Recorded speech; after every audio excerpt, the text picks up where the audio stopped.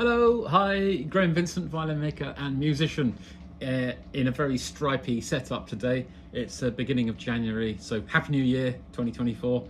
And it's rather cold in the workshop just at the moment, so hence the sort of rather woolly look. Anyway, it's been a short week, obviously, because of the holidays, but it is Friday, so I have printed off all the questions and so on and had a look at some of the discussions that are going on and what have you. So let's crack into it and see what we've got. So first one is from Aaron, who's one of my Patreon supporters. I was gifted an upright bass that was handed down through the extended family. It's in terrible shape. Cracks in several places on ribs, part of upper bout missing. Oh dear, this does start to sound a little bit worrying. I want to try and repair it. Yeah, good. I'm not sure what wood it is, maybe red spruce. I'm not sure how best to attach a new bout, maybe a 45-degree joint with cleats. I'm trying to learn about cleats right now. Rules for making them, like how many, how big, how to shape, how does that affect the sound. If you have any input on repairing instruments, it would be very helpful. Okay, good. Right. Do you know what? I think we should tackle this one in the next Q&A, because I'm going to ask Aaron to actually send me some photos. So Aaron, if you can take a few snaps and so on, send them through, then I think we can probably have a bit more of a meaningful discussion about the specifics of that particular instrument, which because yeah, I'd be delighted to help, but it'd be really nice to know I'm not giving you a completely wrong steer, really. So photos would be fantastic, and we'll go from there. Basically, that'd be great. Yeah, just want Aaron's on Patreon. I was just going to say, I mean, when I set Patreon up a few weeks ago, and I've got several people now have joined it, and I offered everyone a chance to win a violin at the end of this year now coming, and I'm not going to change that, but what I'm going to do is I'm going to add a few things to that as well, because it occurred to me that the people, you guys watching this, a lot of you are watching this because you're interested in making violins, not necessarily in someone else making a violin. So I thought I would add a couple of other incentives which might be of interest. So the first one would be I'll pay for some bed and breakfast. You can come and spend a day in the workshop with me.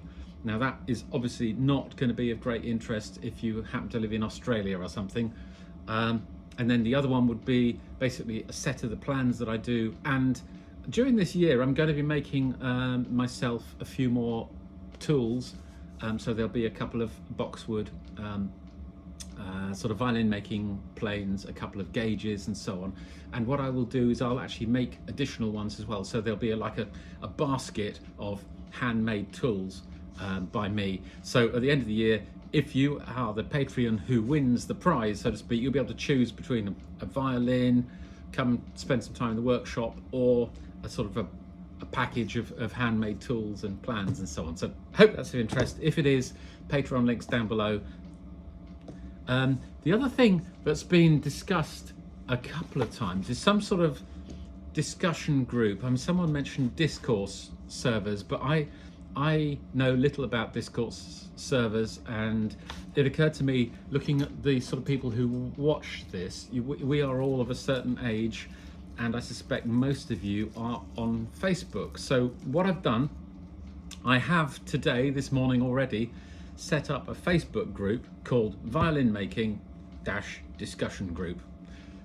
There will be a link in that in the description below. So you'll be able to sort of just go straight to that. If you want to join the group, that'd be fantastic. If you actually want to follow Graham Vincent Violins on Facebook as well, that would be fantastic. And the idea is that basically this will be a sort of a chance for everyone who watches this video, and these videos, generally my videos and the Q&A videos, to sort of make comment, to talk to each other, to sort of hopefully build up relationships and friendships, working within the group.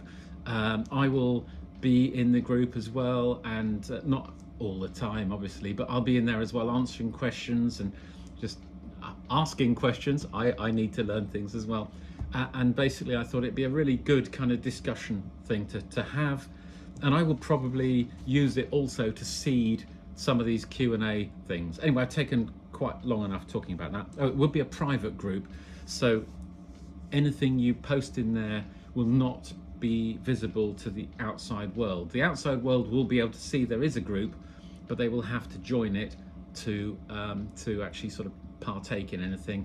And I'm afraid I'm going to be the gatekeeper that says yes or no to outside kind of people coming in as to whether they can join it or not. I want it to be a nice, friendly, welcoming, helpful group, and people who are not any of those will be kicked out, basically. So hopefully we won't have too many trollers, sort of trolls, spammers, and undesirables. So anyway, pardon me. Hey, another thing that's been mentioned a few times is a sort of physical kind of meet-up in the real world,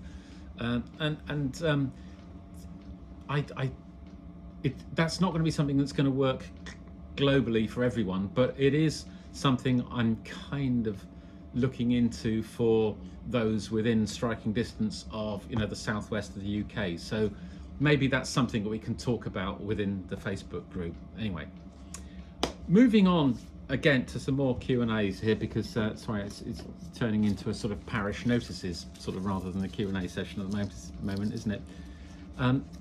So Don McQuarrie left a nice comment on the video I did about carving scrolls. So it's nice craftsmanship. Do you do everything? You do everything freehand. Must be a joy to create something so beautiful.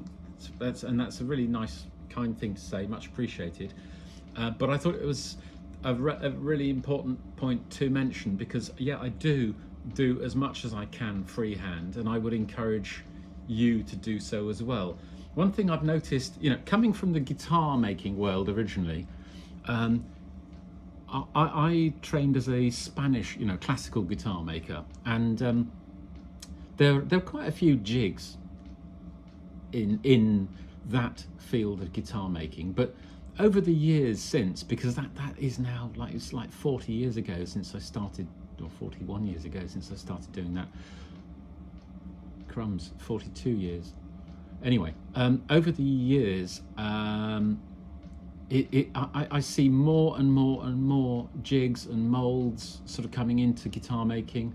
And now if you watch a lot of guitar makers on YouTube, even the amateur ones, almost everything they do is guided by some sort of jig or template, and that's all well and good, and it makes a particular type of instrument. But for me, in violin making, one of the real attractions is there isn't so much of that, and it is the fact then that although, you know, you're aiming for a consistency to an extent in what you do, you're also aiming for a bit of individuality in what you do. And I mean, part of the joy for me is that each instrument has the possibility of being different from any other, you know, within some constraints, obviously.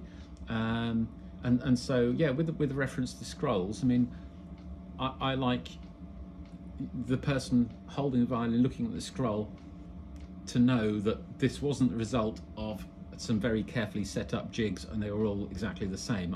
I like them to know and feel that this was an individual artistic expression to create that particular scroll. That's a really long-winded answer to just wasn't even a question. It's a long-winded comment by me about a particular comment, so I'm sorry about that. But Don McQuarrie also asked, and this was a question, and this was on the video about gluing center joints on violins, which I was doing with hide glue, of course. And Don basically says, I was going to ask why it wasn't clamped. Is it a sound thing? No, it's not a sound thing. It is simply because of the nature of that glue.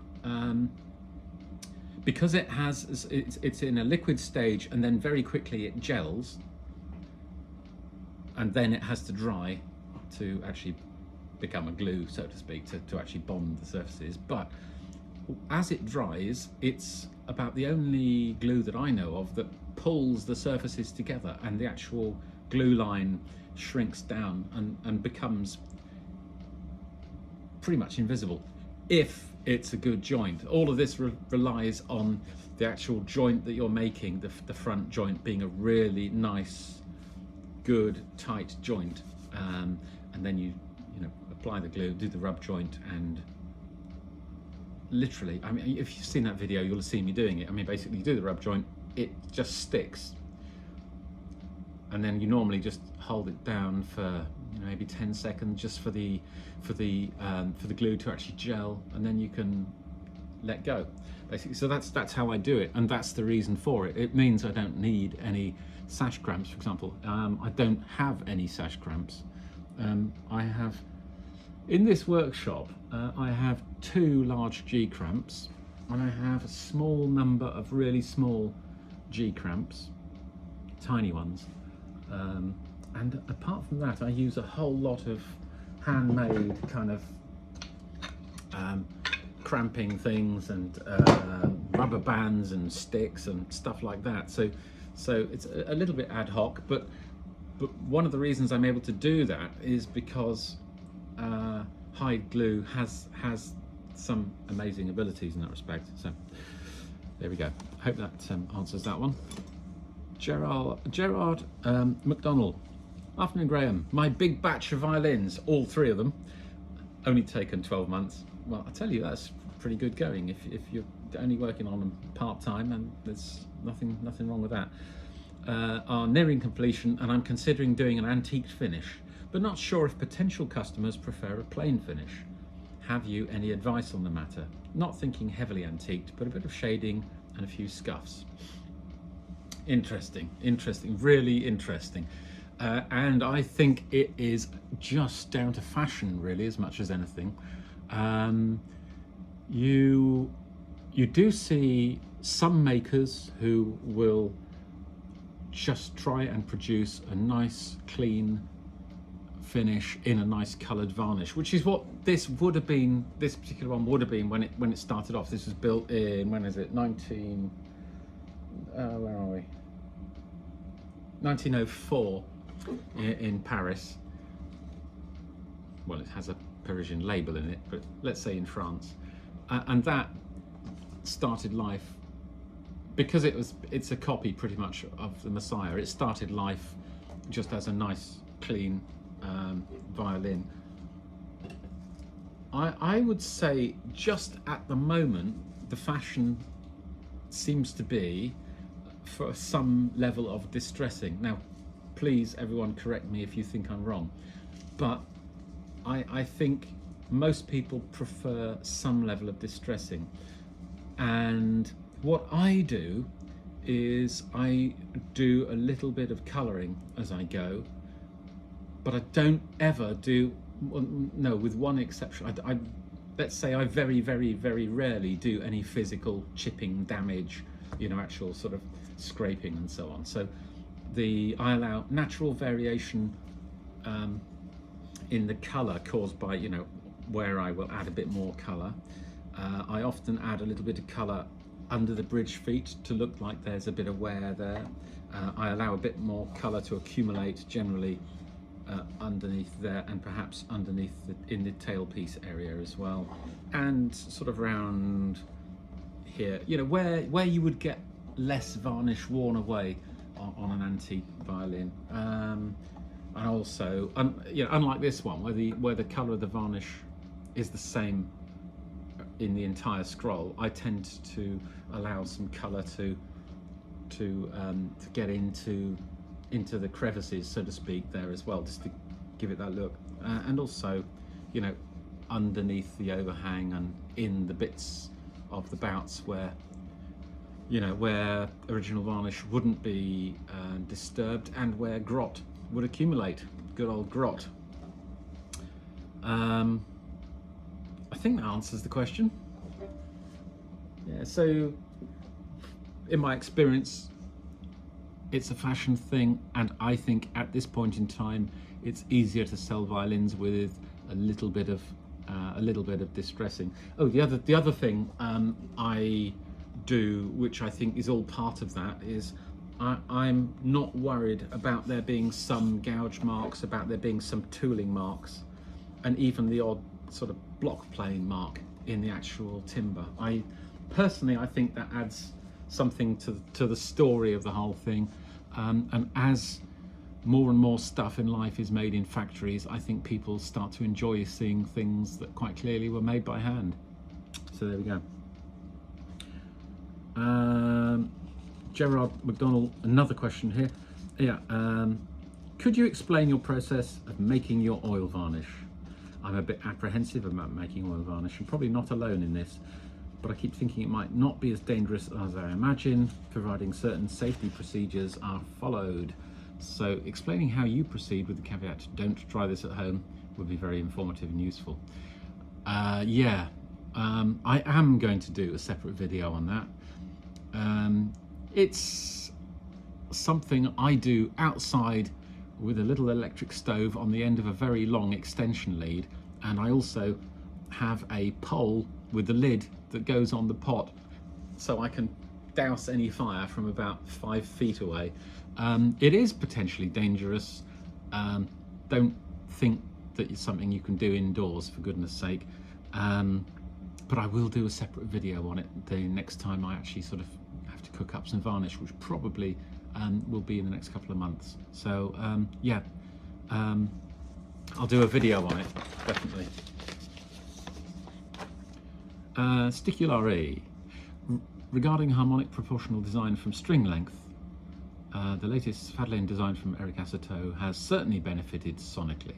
If I understand correctly, the response across the range became better balanced, certainly in the hands of Mark Woodward. It's an amazing instrument. The theory must have some merit. Yeah, I mean, I'm a little bit cautious about discussing other people's ideas in kind of just, I think it's for them to discuss, but I mean, we're talking about a sort of a concept where the proposal is that if you design a violin based on proportions which are guided, informed by harmonic, the harmonic series really, where you look at string length, and then so an octave would be half that length and a fifth would be, and so on. And my feeling on this is all things work better if a human is given a list of constraints within which to work. I mean, for goodness sake, this thing here only has 4 strings, but listen to what people have actually worked out, you know, listen to the range of stuff people have worked out you can do with it. So I think actually having a constraint is perhaps one of the more interesting parts of this. Having to constrain your design by, you know, a certain set of dimensions is not a bad thing, I would say, and those do have a pleasing relationship to each other. Certainly they do musically, that's an absolute given. But whether you can then say that because a string here is a certain length, the fact that this distance here is proportionately related to that has anything to do with anything is I think stretching it a little bit, because this is a material, it's a chord under tension. This distance here is in it's in a completely different material. I can see no logical reason why you would say that, or why anyone could argue that that is somehow going to sort of resonate in the same way that that does. They're completely different things. But like I say, constraining yourself, it's like when artists start a painting, a lot of people will literally just put a line on the page because it gives them something to work against. And I think having a set of constraints given is almost helpful, because it means you can just get on and then do something within those constraints.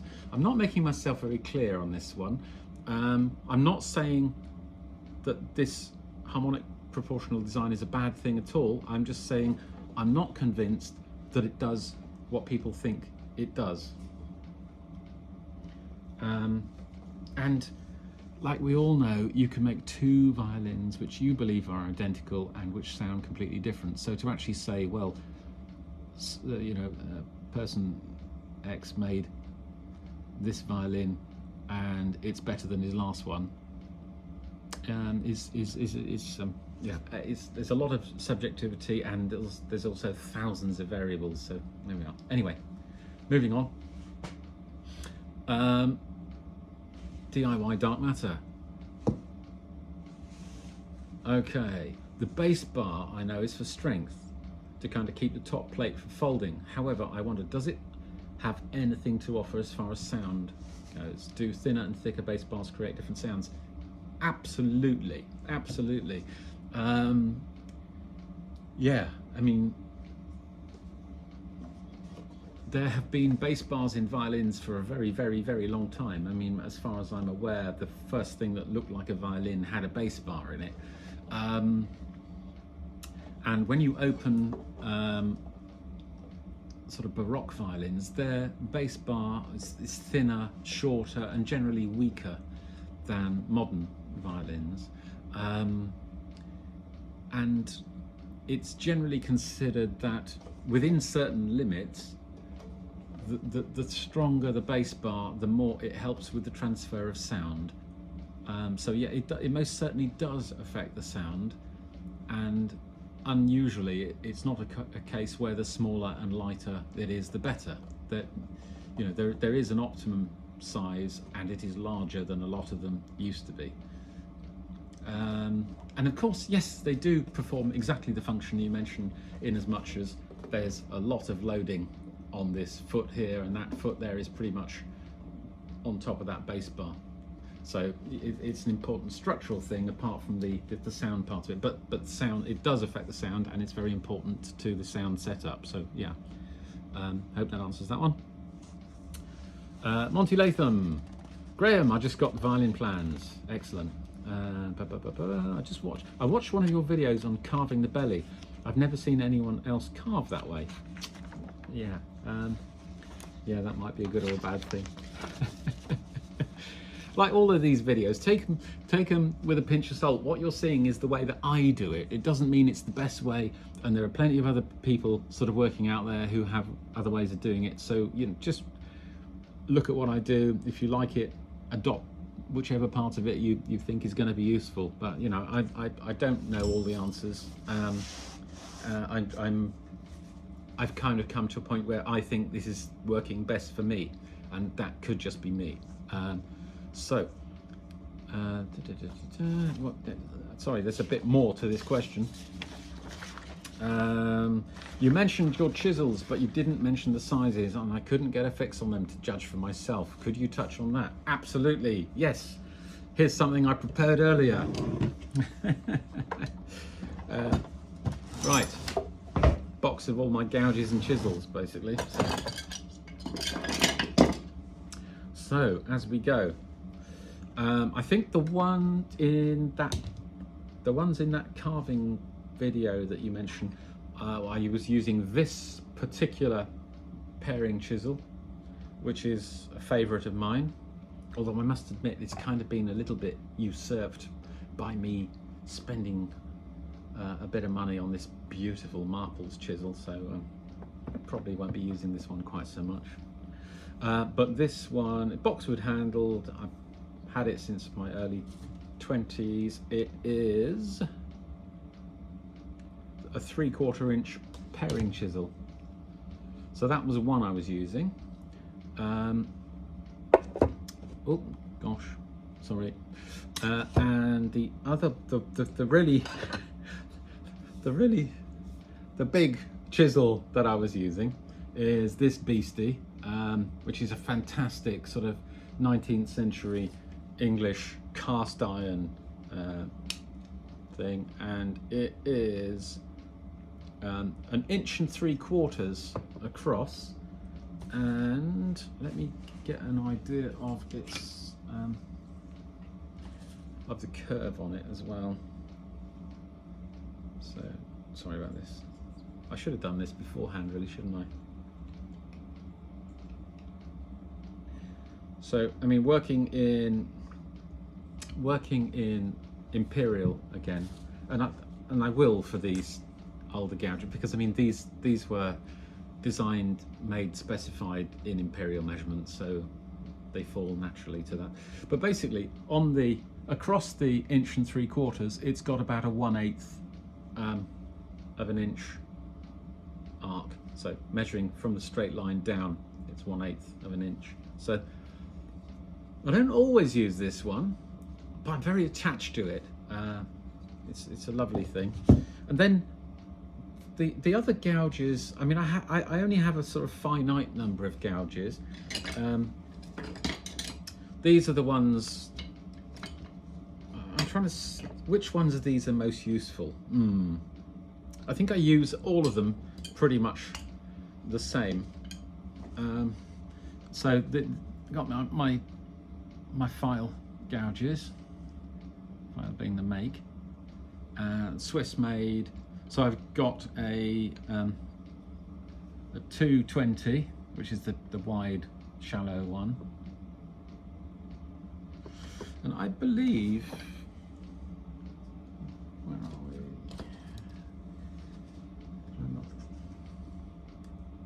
Yeah, so the second number refers to the width.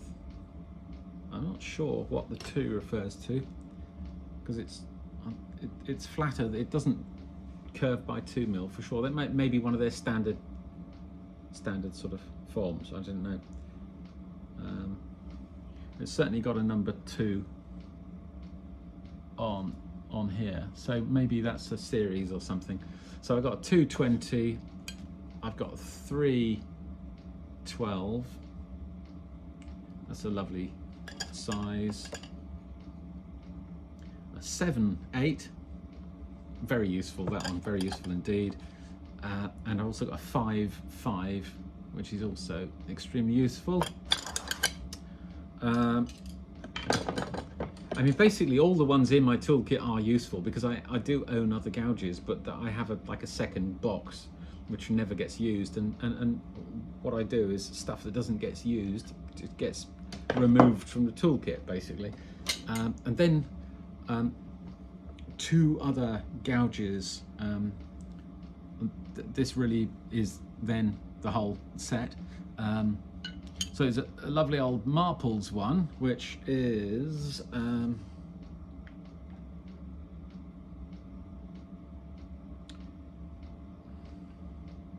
it's an 1/8 of an inch across, and it's pretty much a, I don't know if it'll focus on that, but it's pretty much a complete semicircle. So it's a nice little gouge. And then this one, which is another beautiful old English boxwood handled cast steel gouge, which actually is not dissimilar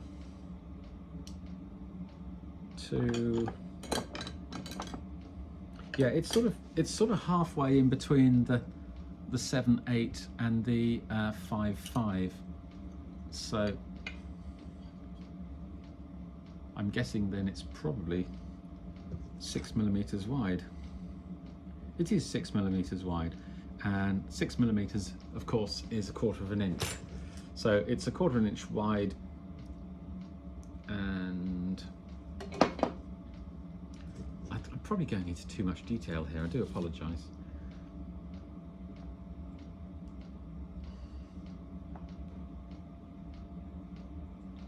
Yeah, and it scoops in by a couple of millimeters, which is, what's that in imperial measurements? That's like 3/32 or something, isn't it? Yeah, so that's basically the ones that I was using in that video, and also the ones that I generally use for everything else, including the sort of gouging around here, including all the work on the scroll. I mean, that's my entire collection that I use. Okay. Jeff 034, can you talk about the bridge nick in the F hole? I initially put it in based on a template, i.e. before setting the neck, and discovered that while I may get 310mm correct for the nut to body, I did not necessarily get the nut to bridge as accurate as necessary. Current build, I will put the F-hull, but wait until neck fitted before doing nicks for bridge. Comment, yes. Effectively, you've come to exactly the position that I have. I mean, obviously, you know pretty much exactly how long the neck's going to be, you know the intended body stop length and so on, and you position the F-holes very carefully accordingly, because I mean you don't want an F-hole down here with a nick right at the top of it. Obviously it has to be in pretty much the right place, and also it's sound wise it's critical that it's in about the right, pretty much the right place. So placement of the F-holes themselves is really important, and work it out really carefully. However, like you, I cut the F-holes and I don't put the nicks in until after the neck is fitted. In fact, I don't put them in until really late in the day, after the fingerboard's on, after the nut is fitted, so that I'm absolutely sure of where they need to be. So that gives me, a couple of millimeters of wriggle room if it were needed to get them exactly where, because people do use them, as an indication of where the bridge is. So that's what I do. Seamus Adkins, would you please post some pics of the Whitner fine tuners installed on one of your violins? Yeah, well, I don't know about posting pictures, but this here is my spare violin. So I've used this for a lot of gigging, which is why it's got fine tuners on the bridge, as well as the Whitner fine tuners there. So fundamentally, they look like a set of black pegs. You fit them using a standard peg reamer, but then you've got this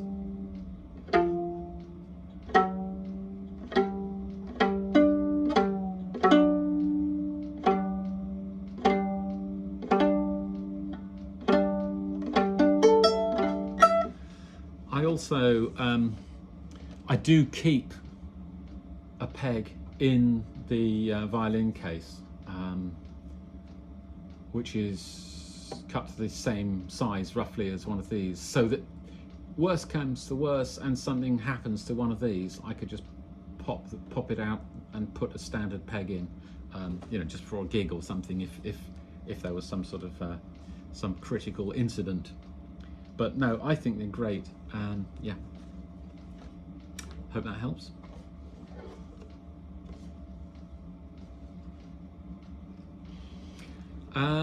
And Andrew Parrish 437, this is the last question, said, Graham, how much would you spend on a good set of strings? That is, talk about how long is a piece of string, much the same. So, right, okay, before I go, if you haven't subscribed to these, please do subscribe to these videos, and also sign up if you want to see the Facebook group as well, link below. Il Canone by Larson. Yeah, so these are ones that I've used fairly recently, and Prim. These are ones that I personally have started using a lot myself, and I find these are quite a good generic string to actually sort of put on a violin that's going out. But I would tend to ask people what they want.